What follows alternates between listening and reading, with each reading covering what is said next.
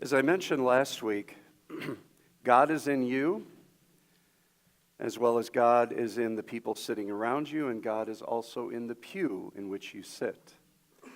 God is waiting to be discovered in all things.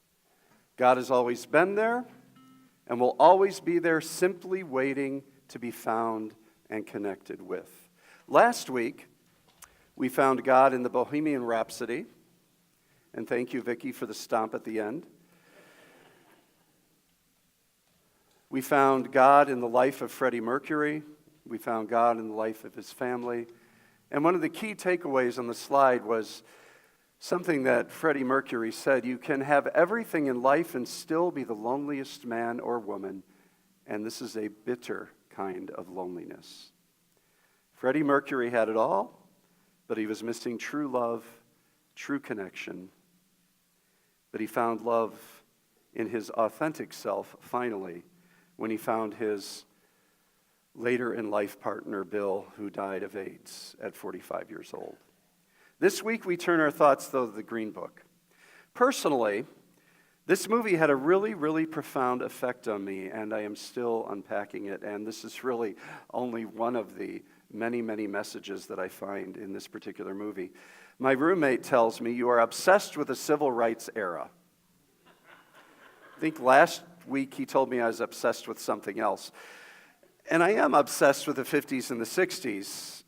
And at first when Jim said that, I thought, I was offended. And then I thought, you're right, and it's okay that I'm obsessed with the civil rights movement. Because I was a little child in the 60s and 70s in Mississippi Bible Belt. I was growing up in the thick of the civil rights movement. And I was just minutes away from some of the greatest injustices and murders and challenges in that movement. Strange thing is, I didn't know anything about those events. I grew up in a family of John Birchers. So you bet I have an interest in that part of history. And my interest seems to say in many ways, as today we also celebrate MLK, is we shall overcome, because the arc of the moral universe is long, but it always bends toward justice. Now, I have to really hang onto those words right now, because I'm not looking at the moral arc of the universe and thinking it's bending necessarily heavily toward justice. But for me, as we read those passages from Ephesians, it introduces me to one particular theme of the Green Book. I could probably preach for a month on the Green Book. As I watched the Green Book with Pastor Susan a couple of weeks ago, this passage from Ephesians screamed back at me. Paul in this passage was referring to divisions, polarization in his culture in his day, and polarization among Christians. In the first century temple where Jews worshipped, a temple similar to this, there was a series of courts and walls, as you can notice, that separated people. Each court moved progressively closer to that very central part called the Holy of Holies. And depending on who you were, the gates were barriers between Greeks and Jews, males and females, clean and unclean, believer and unbeliever. It was a way to separate who was allowed to be in the inner courts and who was only allowed to be on the outside. And it was really all about class, and all about position, and all about belief, and all about your gender, and all about your culture and your race. Several years ago, though, archaeologists found an inscription on the wall of the outermost court of the Gentiles, and this is what it read: "Whoever is captured past this point will have himself to blame for his subsequent death." That is some hostile language outside the temple of God. But hostility is exactly what existed between Jew and Gentile for centuries, and we know it's there today, at this time in our history. At the point when Paul was writing in Ephesians, like the whole known world were separated into Jew and Gentile. Two races, two cultures. Now that would be a lot easier narrative, wouldn't it? If we had two races and two cultures. But at the time, everybody was starting to draw their national lines, building their walls, their fences, their boundaries. They were putting down stakes. as civilizations grew and civilizations developed. Christ, Ephesians points out, came to knock down, to tear down, to abolish these barriers to God and to that which is holy. The sad part is that for me, I'm not sure that the followers of Christ ever got that in Jesus' day, and I sure think we don't get it in our day. We love our divisions. We love our different theologies and doctrines. We love to be right. We love to let only certain holy people do this or do that. Today, it's kind of the same constructed walls, just deeper and richer divisions. Walls, fences, ideologies, perceived deformities, gender identities, sexual preferences, religions, education, skin color, economics, class, language. What else divides us? That's just the short list. But back to the movie, Pastor. Get over your rant.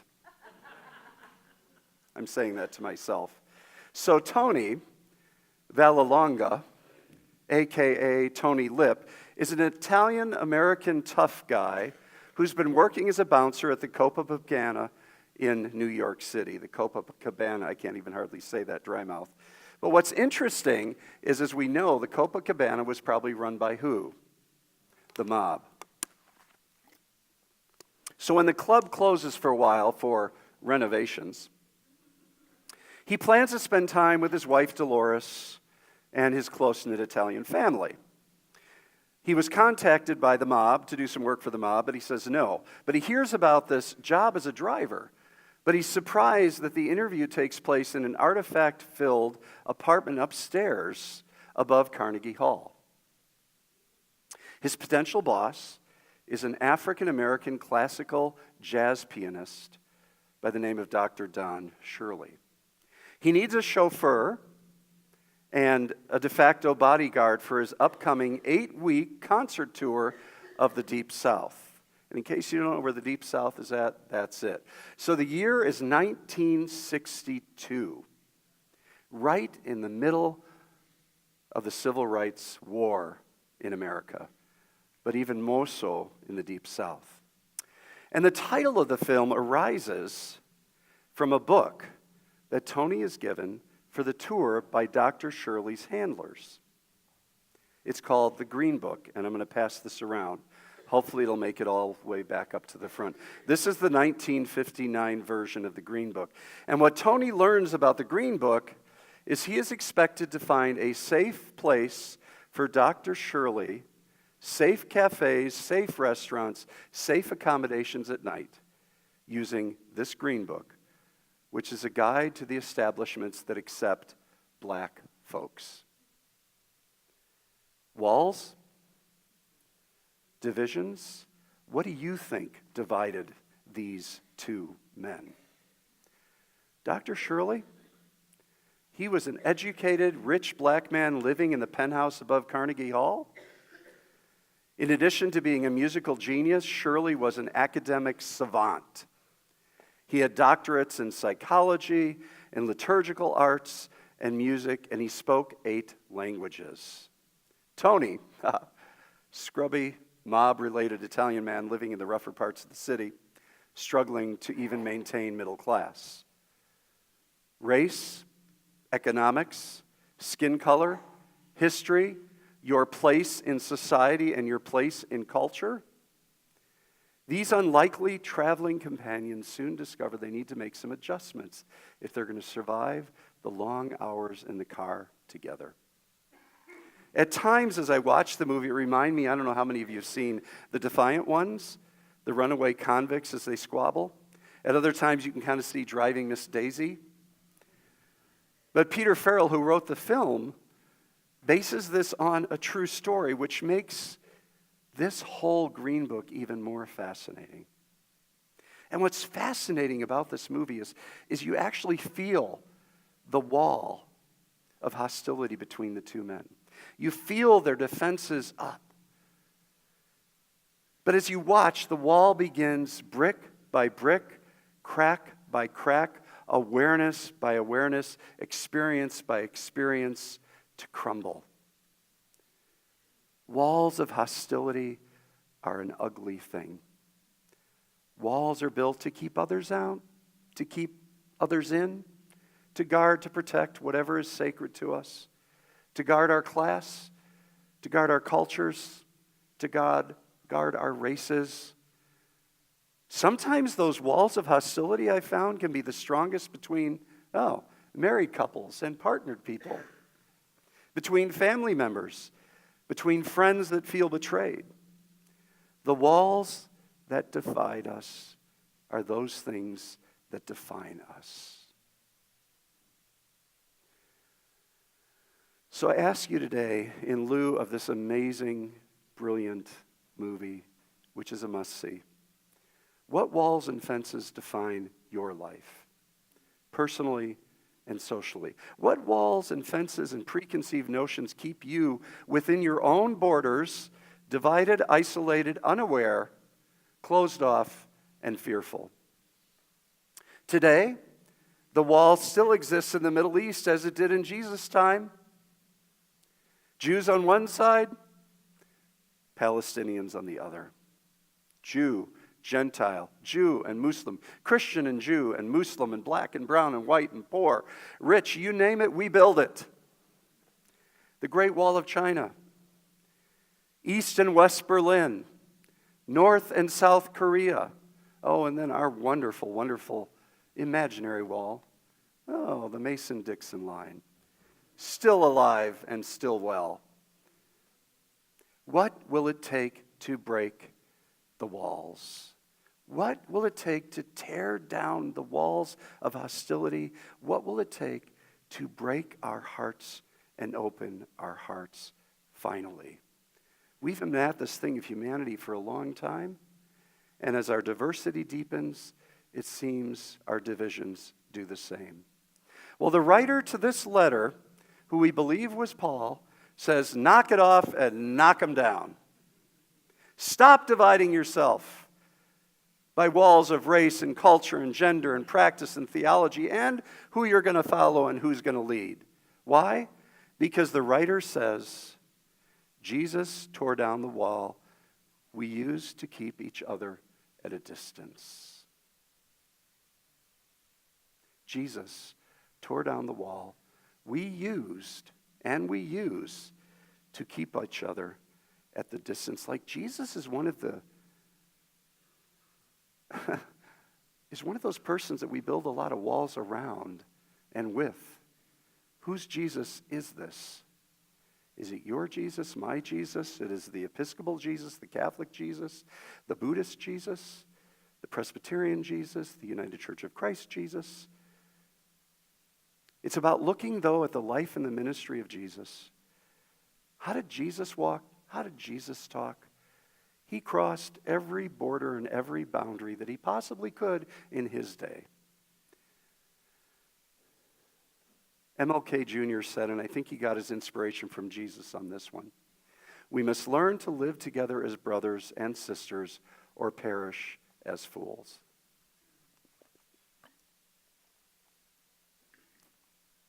Jesus, we are told, is our peace.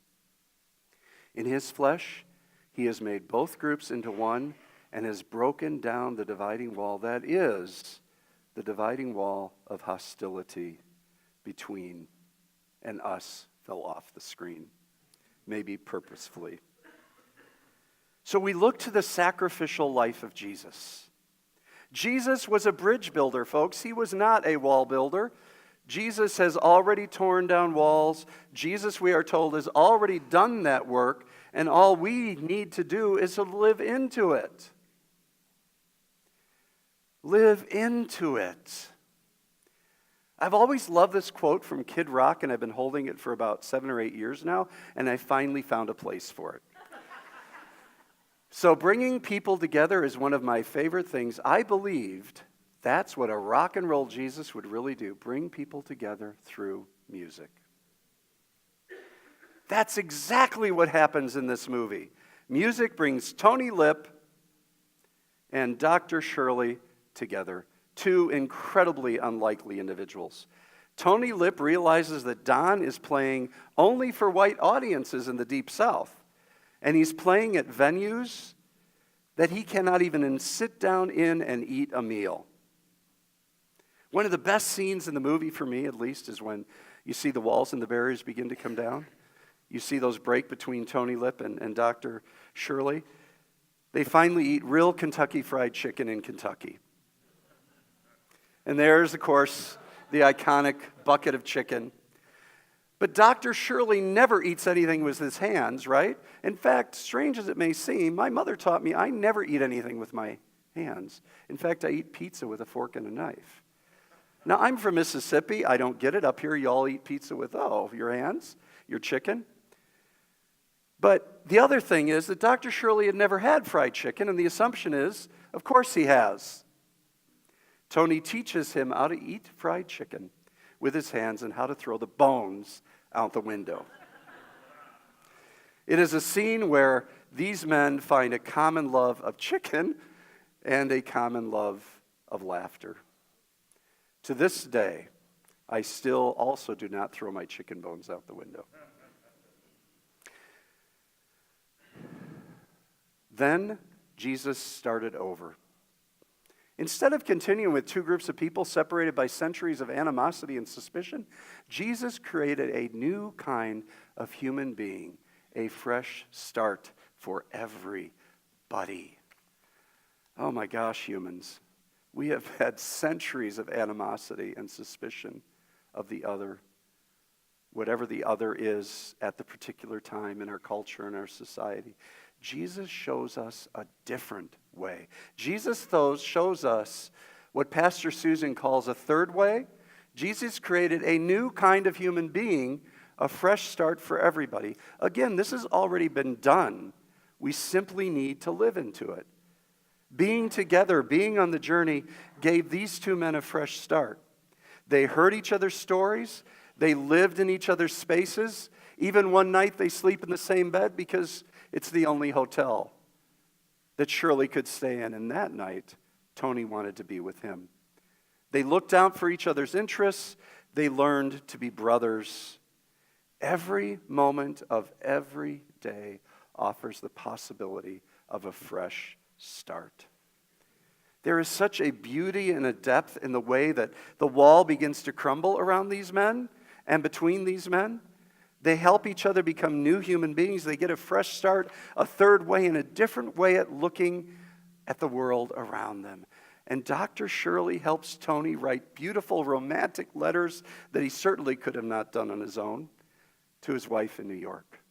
Dr. Shirley helps Tony appreciate music and the finer things of life. Dr. Shirley remains in the closet his entire life. When he's caught in one of the local YMCAs in the Deep South, in the steam room with a white man, the exchange between Don and Tony was amazing.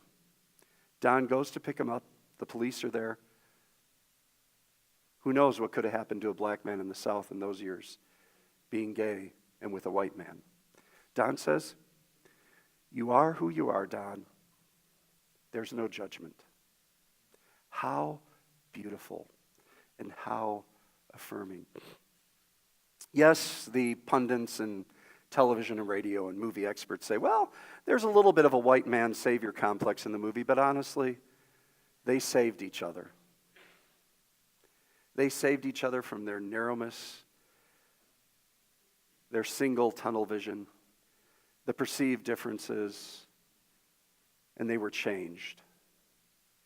And by the way, Dr. Shirley was active in the civil rights movement. He was friends with Dr. Martin Luther King, as I learned, as I walked from Selma to Montgomery a few years ago with a group of students. He was also present on that march. In fact, he was the one who led the singing of that 80-mile march. In the last few scenes, Dr. Shirley comes to Tony's home for the holidays. Tony's home is filled with this wonderfully loud, boisterous Italian family. Tony introduces his friend Don, and you can hear the room silent. So this is what you've been doing. You can sense the uncomfortableness at first, but then there's the embrace as the wife grabs Don Shirley and hugs him.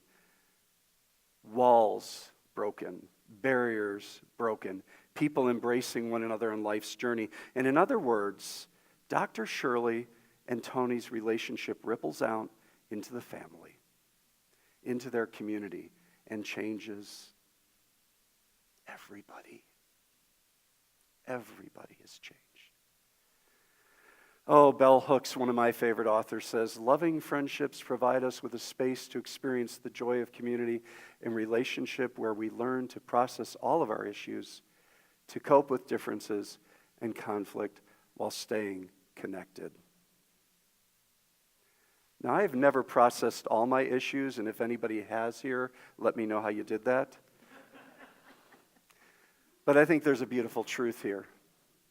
That it's in these relationships with unlikely individuals that we have an opportunity to stay connected, to understand the conflict, and allow the walls to come down. Yeah, for me, the movie reminded me of the good and the bad of the South, of growing up in Mississippi. I'll tell you, the one thing that it reminded me of, though, is one of the most poignant, amazing, beautiful moments in my life. It reminded me of my friend Johnny. That as a little 6-year-old, I went crying to Johnny one day because my daddy said, you can't play with Johnny no more because Johnny is a blank. Well, Johnny was black, I was white. We were best friends. And to the day that he died, we were the closest of friends. I went crying to Johnny and told him that my daddy said, I can't play with you anymore, we can't be friends. And you know what he said to me, and I think I might have shared this story before. He said, Jimmy, just hold out your arm next to mine. He said, the only difference between you and me is that I'm chocolate milk, and you're good old regular white milk. What a profound statement from a little 6-year-old boy. And my eyes welled up with tears because I knew that this was completely different, a completely different reality than my family. And I was going to make a new reality with my life. So was that a bridge-making moment or a wall-building moment? You know, folks, we build way too many walls, and we don't build enough bridges. We build way too many walls. We don't build enough bridges. Amen.